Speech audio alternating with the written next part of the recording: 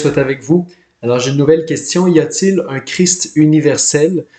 Y a-t-il une vérité, dans le fond, qui serait supérieure à l'enseignement, par exemple, de Jésus de Nazareth et qui serait dispersée un peu partout dans toutes les religions, qui ferait que toutes les religions auraient finalement une vérité à peu près équivalente et elle découlerait d'un Christ universel? Y a-t-il un Christ universel qui serait différent de Jésus de Nazareth, le Verbe incarné? Alors la réponse, c'est non, pour une raison très simple. Toute la préparation qu'on voit dans l'Ancien Testament de Dieu pour son peuple, il donne une loi, il envoie des prophètes, toujours sous le souffle de l'Esprit, eh bien tout ça prend un sens nouveau et en même temps accompli et définitif dans l'incarnation du Verbe de Dieu. C'est le prologue de Saint Jean, et le Verbe s'est fait chair et il a habité parmi nous. Et nous avons contemplé sa gloire, gloire qu'il tient du Père, comme unique engendré. C'est lui qui est plein de grâce, plein de vérité. C'est Jésus de Nazareth qui est vraiment Dieu fait homme, qui est le médiateur et la plénitude personnelle de la révélation.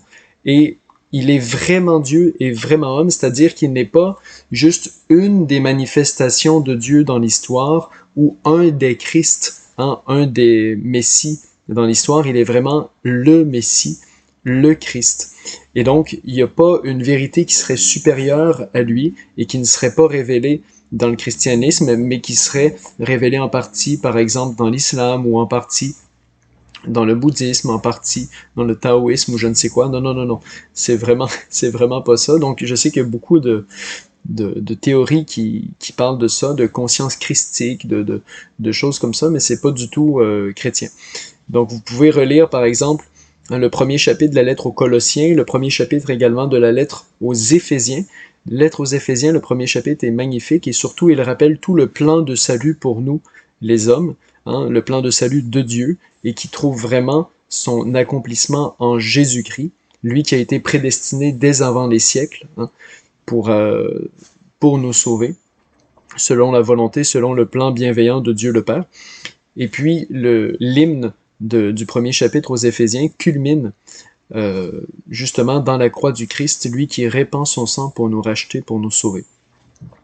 Alors voilà, donc dans toutes les doctrines un peu de New Age, il y a cette espèce de tentation ou cet enseignement de nous dire, ben en fait, le Christ, il est partout, tous ont une conscience christique, c'est pas forcément lié au christianisme, c'est pas lié à Jésus de Nazareth, c'est pas lié aux évangiles, c'est pas lié à l'enseignement de l'Église. Bien tout ça, c'est faux. Jésus-Christ est vraiment venu et il a vraiment envoyé l'Esprit Saint aussi.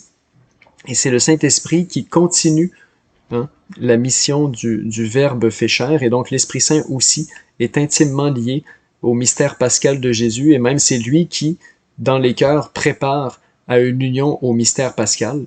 Il n'y a pas d'autre mission là, que vraiment faire connaître Dieu le Père par Jésus-Christ.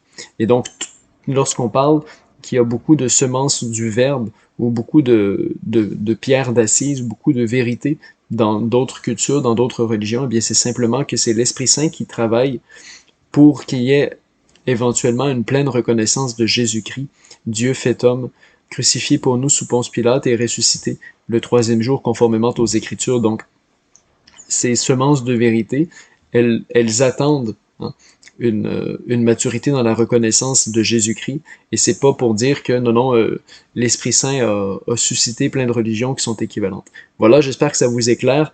Bonne semaine, que Dieu vous bénisse.